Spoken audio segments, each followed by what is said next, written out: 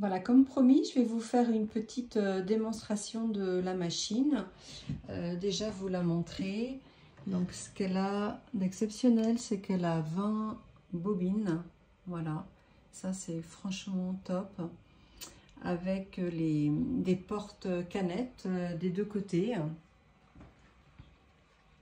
Donc, c'est une machine robuste qui est sur une table qui a des roulettes. Là, je les ai enlevées pour qu'elle soit plus stable, mais on peut tout à fait remettre les roulettes.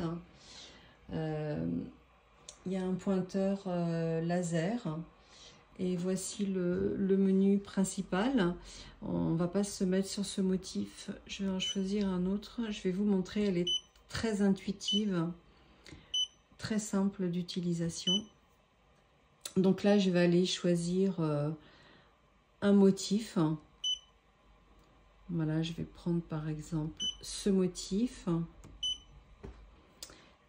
Donc elle charge le motif. Après, je vais aller choisir mon cadre.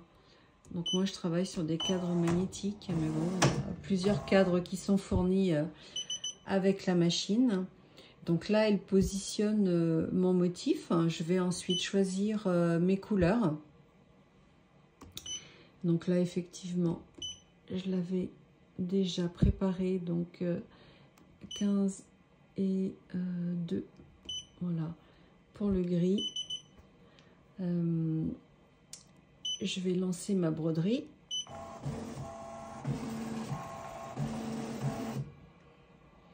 Donc je vais vérifier le ralenti. Pardon, je relance ma broderie. Je vérifie le ralenti pour voir que ça ne touche pas au niveau de mon cadre. Voilà.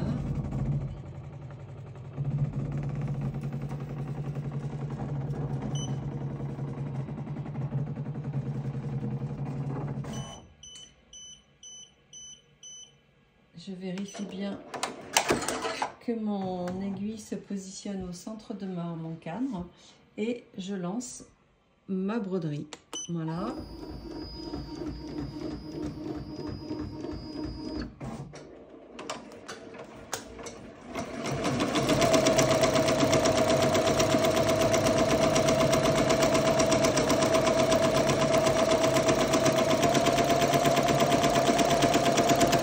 On peut régler la vitesse ici. Je vais baisser parce que sinon vous n'allez rien entendre.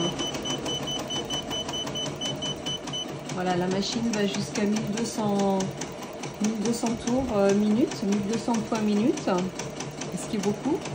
Là, on voit le motif qui se brode sur l'écran. Donc ça, c'est super pratique. Moi, j'ai pas mal plus vite parce que...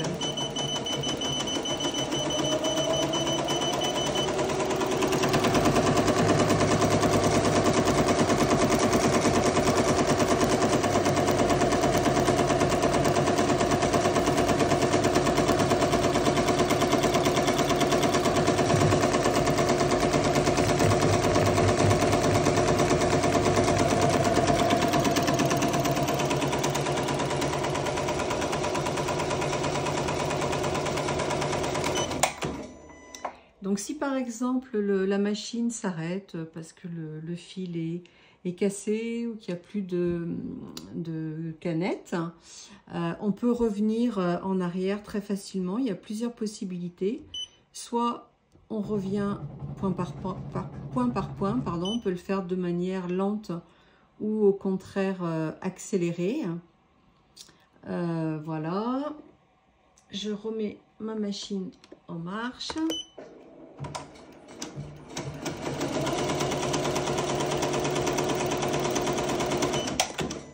On peut le faire également avec les points, à savoir qu'on peut par exemple avancer d'un groupe de points. Donc là, je vais reculer pour retrouver ma position. Voilà, donc ça c'est super pratique. Il faut bien penser à relancer sa machine.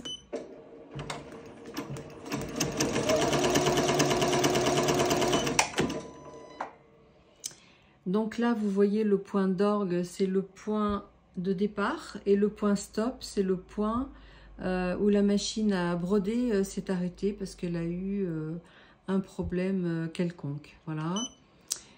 Ah oui, donc là du coup je vais être obligée d'abandonner mon motif pour vous montrer les autres fonctions.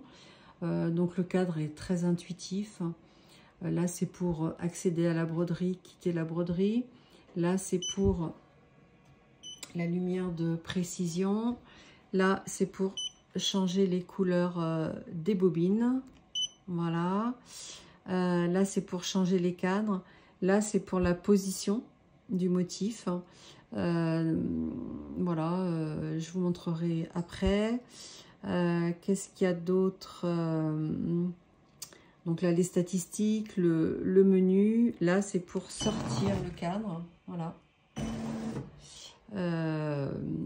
Et ça, c'est les flèches pour positionner manuellement sa broderie. Voilà pour cette première vidéo.